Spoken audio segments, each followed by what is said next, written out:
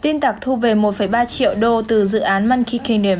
Visa đã hoàn tất việc mua lại Currency Cloud với giá gần 1 tỷ đô la. Arsenal FC bị cáo buộc vi phạm luật quảng cáo Vương quốc Anh. Hơn 100 doanh nghiệp tiền điện tử có thể sẽ ngừng hoạt động tại Singapore là những tin chính sẽ có trong chuyển động Crypto 24 giờ tối nay.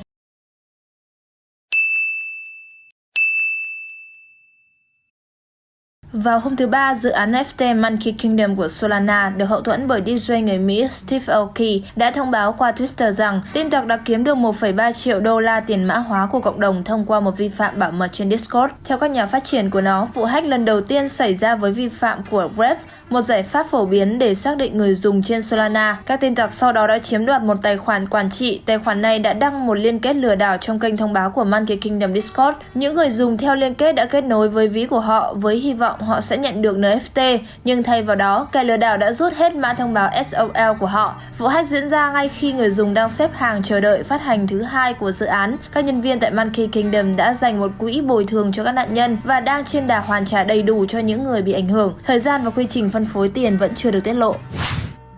Một cuộc nội chiến Shiba Inu đã nổ ra vào thứ Ba giữa một trong những người đứng đầu dự án của mình, biệt danh Satoshi Kusama với Ask the Doctor, một công ty chăm sóc sức khỏe của Canada, gần đây đã trở thành nhà quảng bá Shiba Inu nổi tiếng. Cụ thể, Ask the Doctor đã cáo buộc đồng tiền này là trò lừa đảo lớn nhất trong tiền điện tử. Nó đang chuẩn bị cho một đợt rug pull và trưởng dự án Satoshi Kusama cũng là một kẻ lừa đảo. Tuy nhiên, đơn vị này lại không đưa ra được bất kỳ bằng chứng buộc tội nào. Satoshi Kusama đã đáp trả bằng một mối đe dọa pháp lý được che đậy mỏng manh của chính họ. Cộng đồng hùng hậu của Shiba Inu cũng vô cùng phẫn nộ và chế giễu lời tố vô căn cứ này. Ask the Doctor đã xóa tất cả các tweet buộc tội. Đồng thời, tài khoản Twitter của đơn vị này cũng đã mất khoảng 10.000 người theo dõi trong 24 giờ.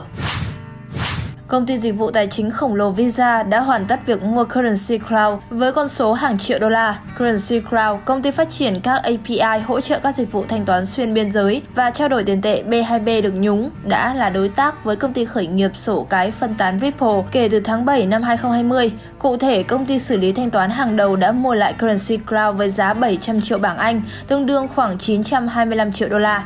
Thương vụ mua lại này nhằm mục đích cải thiện tính minh bạch, tính linh hoạt và tốc độ khi thực hiện chuyển khoản xuyên biên giới hoặc thực hiện kinh doanh ngoại hối cho khách hàng của hai công ty. Cần lưu ý rằng việc mua lại dựa trên quan hệ đối tác chiến lược hiện có giữa hai công ty vì Visa đã sở hữu cổ phần trong Currency Cloud. Hơn nữa, Visa đã tham gia vòng tài trợ của Currency Cloud vào năm ngoái cùng với các nhà đầu tư khác như tập đoàn tài chính Nhật Bản SBI.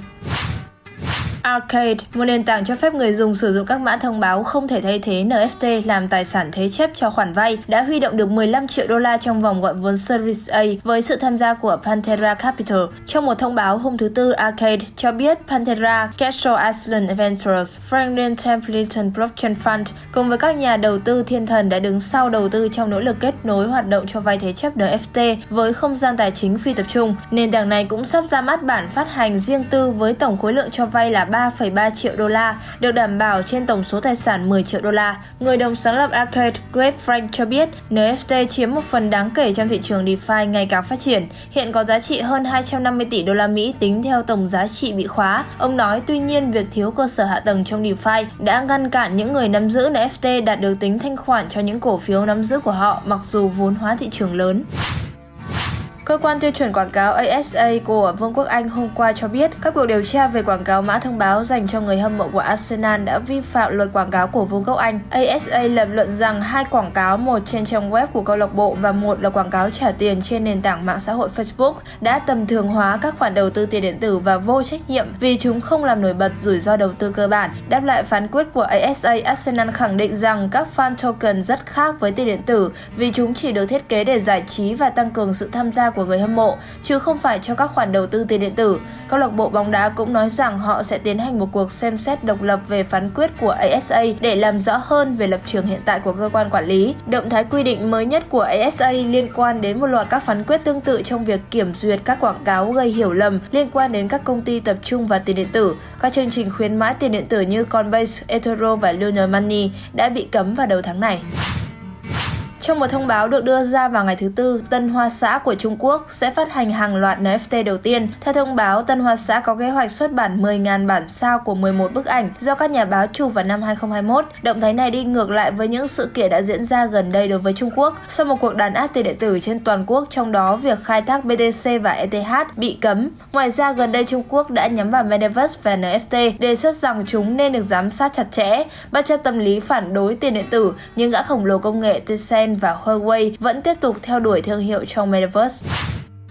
Hơn 100 trong số 170 dịch vụ mã thông báo thanh toán kỹ thuật số ở Singapore đã báo cáo không xin được giấy phép từ cơ quan quản lý tài chính địa phương, cơ quan tiền tệ Singapore MAS. Trong bối cảnh các quy định có vẻ khó khăn, 103 công ty liên quan đến ngành thanh toán kỹ thuật số ở Singapore đã bị loại bỏ vì không đáp ứng theo quy định. Được công bố vào thứ Tư, danh sách này bao gồm các chi nhánh địa phương của những người chơi lớn trong ngành như BitGo Singapore, Revolut Technology Singapore, công ty blockchain Hàn Quốc KTN. Tin tức được đưa ra trong bối cảnh một số sàn giao dịch tiền điện tử lớn nhất rời Singapore. Binance.sg, chi nhánh địa phương của sàn giao dịch tiền điện tử lớn nhất thế giới, Binance, đã ngừng giới thiệu người dùng mới vào ngày 13 tháng 12, thông báo kế hoạch ngừng hoạt động hoàn toàn vào giữa tháng 2. Uniswap, một trong những sàn giao dịch phi tập trung lớn nhất trên Ethereum, đã ra mắt trên Polygon. Người sáng lập Polygon, Mihailo Vrelic, hôm qua đã lưu ý rằng Polygon có hệ sinh thái DeFi mạnh thứ hai sau Ethereum. Polygon tự hào có 126 triệu người dùng, 1,22 tỷ giao dịch và 5,2 tỷ đô la giá trị bị khóa. Trong đề xuất Uniswap ban đầu của mình, Vrelic cũng nói rằng Polygon phù hợp với Ethereum và các giá trị của nó và đã được thử nghiệm trong trận chiến. Vrelic cũng nói rằng Uniswap có thể khuyến khích trong việc áp dụng và Polygon sẽ cam kết lên tới 20 triệu đô la cho mục đích đó. Số tiền đó bao gồm 15 triệu đô la đặc biệt cho phần thưởng khai thác thanh khoản. Một số tin vắn đáng chú ý trong ngày. Một cá voi Ethereum với tài sản trị giá hơn 570 triệu đô la trong danh mục đầu tư của nó, gần đây đã đầu tư 136 triệu đô la vào tiền điện tử, lấy cảm hứng từ meme Shiba Inu, tương đương hơn 4.000 tỷ mã thông báo SHIB. Các giao dịch lần đầu tiên được phát hiện bởi trình giám sát cá voi Wellstats. Artnet được thành lập vào năm 1989 và là một trong những nền tảng lớn nhất thế giới về mỹ thuật với hơn 60 triệu người dùng hàng năm, đã ra mắt thế giới NFT. Đợt mở bán đầu tiên của nó, Art NFT Beginnings, là không gian dành riêng đầu tiên cho các nghệ sĩ NFT trên nền tảng nổi tiếng để cung cấp các tác phẩm và trải nghiệm người dùng tốt nhất có thể. Artnet cũng đã thành lập một ủy ban cố vấn NFT bao gồm các chuyên gia trong ngành, các nhà lãnh đạo thị trường và quan điểm trong lĩnh vực này.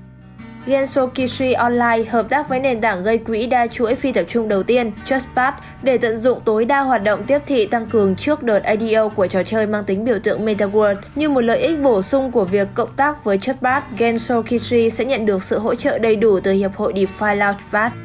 Crypto.com không dừng lại trong việc tham vọng mở rộng sự hiện diện tại Hoa Kỳ. Sàn giao dịch lớn thứ 3 trong hệ sinh thái này sẽ có một không gian đặc quyền trên tất cả các màn hình TV của Hoa Kỳ trong 2 tháng sau khi đạt thỏa thuận mua một vị trí quảng cáo trong Super Bowl, cuộc thi bóng đá Mỹ quan trọng nhất đất nước, được tổ chức vào tháng 2 năm 2022. Thị trường tiền điện tử chiều nay vẫn đang hoạt động một cách khá trầm lắng khi vốn hóa toàn cầu vào lúc 17 giờ đã lùi về mức 2,39 nghìn tỷ đô la, giảm 1,4% so với cùng giờ ngày hôm qua.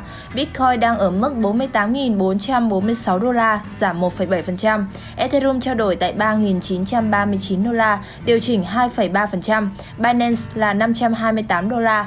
CryptoLeak VN cảm ơn nhà tài trợ CRVN Capital cùng với quý vị khán giả đã đồng hành cùng với chương trình. Chúng tôi xin chào và hẹn gặp lại các bạn ở những video tiếp theo.